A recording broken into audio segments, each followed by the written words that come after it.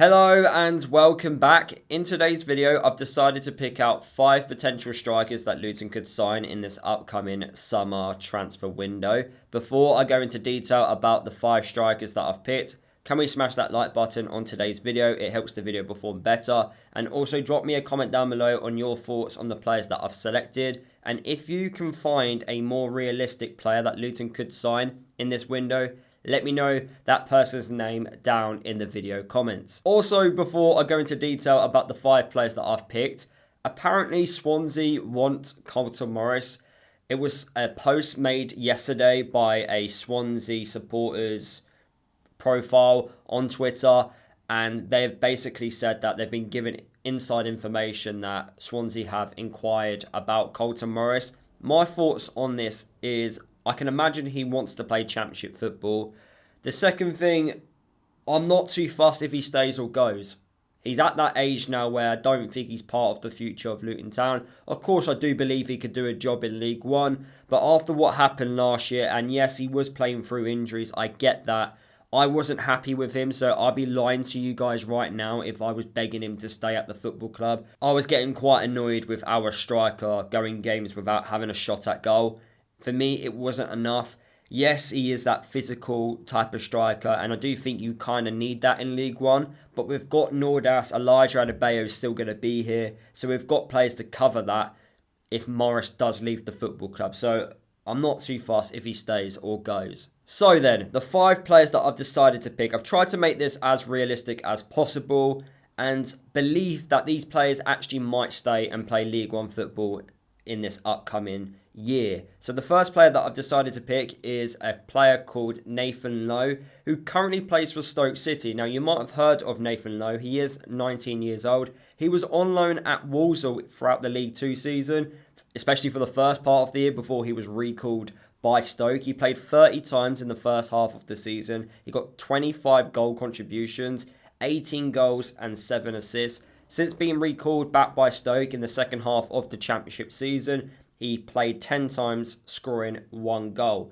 Now, I really like him, especially when he was at Walsall, and you look at Walsall's form when he left the football club, they kind of went downhill, and they kind of blew winning promotion. Now, of course, they are in the playoff final, so they might still win promotion. They were very comfy sitting in the top 3 of League 2, and they kind of bottled it, essentially, since he left the football club. I really like him. Finishing is really good. He does take long shots. He isn't a bad passer on the ball. He likes to dribble. His style of play, he has that counter-attacking threat. He loves to run at defenders. And I feel like this is the type of striker Matt Bloomfield really wants at the football club. Very similar to Joe Taylor. Now, his contract does end in 2028. So we do have to offer a really good fee. And also he has come from the Stoke Academy. So Stoke would definitely be demanding quite a decent fee for him. But as he only played 10 times, majority of those 10 appearances coming off the bench, Stoke might allow him to leave the football club on loan or on a permanent deal if the right money comes through the door. The second player that I've picked for this video is a guy called Dale Taylor, 21 years old, currently plays for Nottingham Forest, but he was on loan at Wigan throughout this League One season. For Wigan, he played 47 times, he got 11 goals and also 7 assists. Dribbling and really good in the air. He's got 2 years left on his contract, so Luton, of course, would have to pay a fee to Nottingham Forest. But there is a question mark there. Does Nottingham Forest allow him to leave the football club on a permanent deal? Because Nottingham Forest are now competing in European competition, they're going to need a bigger squad. So they might actually want to sell a couple of their younger players to bring in some more high-profile players to the football club now they are competing in those competitions. So Dale Taylor might be one of those players they look to sell, or he might go out on loan to a championship club for this upcoming season. The third player that I picked for today's video is a guy called Ricky-Jade Jones. Luton have been linked with him in the past. He is out of contract. Luton do not have to pay any money towards it. 22 years old, 11 goals and 3 assists. Now the problem with him, he isn't the most clinical striker. Looking at his highlights, he does miss some big chances. But he's someone that might be very similar to a Harry Cornick type. So he does cause a lot of threat and can cause a lot of problems. But in terms of him in front of goal, he might miss a couple. But he's not just a striker, he can also play on the left-hand side. He loves to dribble, he has that counter-attacking threat, he likes to cross, he likes to cut inside and shoot. So I really like him. We've been interested in him in the past. We might go back in for him. The fourth player that I've decided to pick is a guy called Roman Burell, who plays for Burton Albion. Again, in League One, 24 years old, 34 appearances, 11 goals, 2 assists. Got 2 years left on his contract, but I can't imagine Burton will be demanding a very large fee for him.